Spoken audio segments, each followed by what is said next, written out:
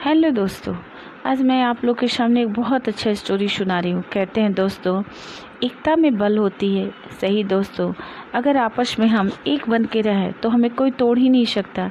लेकिन आजकल बहुत लोग इसे समझते नहीं।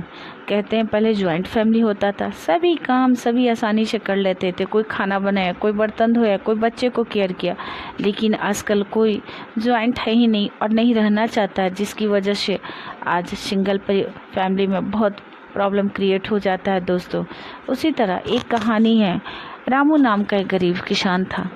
वो अपने मेहनत मजदूरी से जो थोड़े बहुत खेत और पैसे थे उन्हें बहुत हिफाजत से रखा था। सोचा कि मेरे मरने के बाद मेरे चारों बेटों का हो जाएगा। वो बहुत ओल्ड भी हो चुका था। वो अपने जीवन से थक गया दोस्तों। और एक दिन जब वो अंतिम सांसें ले रहा था तो अपने चारों बेटों को बुलाया। बोला, देखो बेटा, मैं अब जा रहा हूँ संसार को छोड़ के, लेकिन मेरे इस खेत का और धन का दुरुपयोग मत करना। तुम लोग अपने मेहनत से इसे और दुगुना करना। कहकर उसने आंखें बंद कर ली। वो इस दुनिया को छोड़कर चला गया। उसके मरने के बाद सभी आपस में धन के लिए लड़ाई करने लगे। बड़ा थोड़ा समझदार था। वो तीनों को समझाया कि देखो, पिता ने बहुत मेहनत से कमाया है, इसका दुरुपयोग मत करो। लेकिन तीनों नहीं समझे तो बड़ा भाई उनके तीनों का हिस्से का जो था दे दिया। तीनों उस धन का गलत दुरुपयोग करने लगे। कोई शराब पीने लगा, कोई जुआ खेलने लगा, कोई कोठे पे जाने लगा। मीन्स तीनों नालायक हो गए। बड़ा भाई अपने धन का उपयोग किया।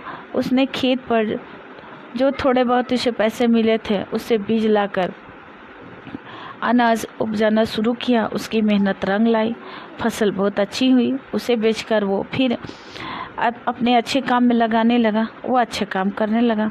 इधर तीनों के पास जब तक धन थे तब तक तो उसके दोस्त भी थे। धन खत्म हो गया तो सभी दोस्त छोड़ के भाग गए और पैसे के अभाव में फिर तीनों चोरी करने लगे, किसी का घर लूटने लगे। इस वजह से तीनों को जेल हो गई।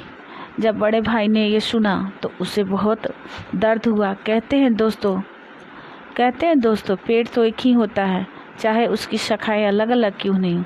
अगर पेड़ को काटा जाए तो उसकी शाखाएं भी तो कट जाती है। पिता तो चले गए लेकिन ब्लड तो चारों में एक ही था।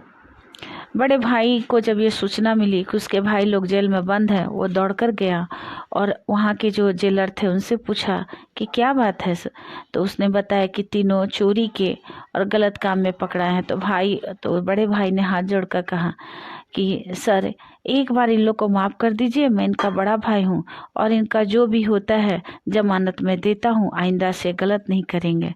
तो कहते हैं दोस्तों कि बड़ा तो समझदार होता ही है। अपने से छोटे चाहे जितनी भी गलती करें उनको वो नेगलेक्ट करके फिर अपना लेता है। इसीलिए दोस्तों, अगर हमारे बड़े भाई हैं, बड़ी बहन है, उनकी इज्जत कीजिए, सम्मान कीजिए, क्योंकि बड़ा भाई त्याग और बलिदान की मूर्ति होता है। दोस्तों, आप सभी से यही कहते हैं कि आपस में मिलजुल के रहिए, कभी किसी की निंदा नहीं कीजिए, अपेक्षा नहीं कीजिए। क्योंकि कितनी भी लड़ाई हो, अगर आपस में ही हम लोग लड़े तो फिर बाहर वाले तो मजा लेंगे ही। एक बात ध्यान रखिए, भाई भाई कितना भी लड़े, ठीक है, लेकिन अगर एक को चोट पहुंचती है, दूसरा को खबर मिलता है, तो जरूर आके उसको मलहम लगाता ही है ना। लेकिन अगर बिखर के रहेंगे तो बाहर वाले तो हमें और तोड़ देंगे, है ना दोस्तों।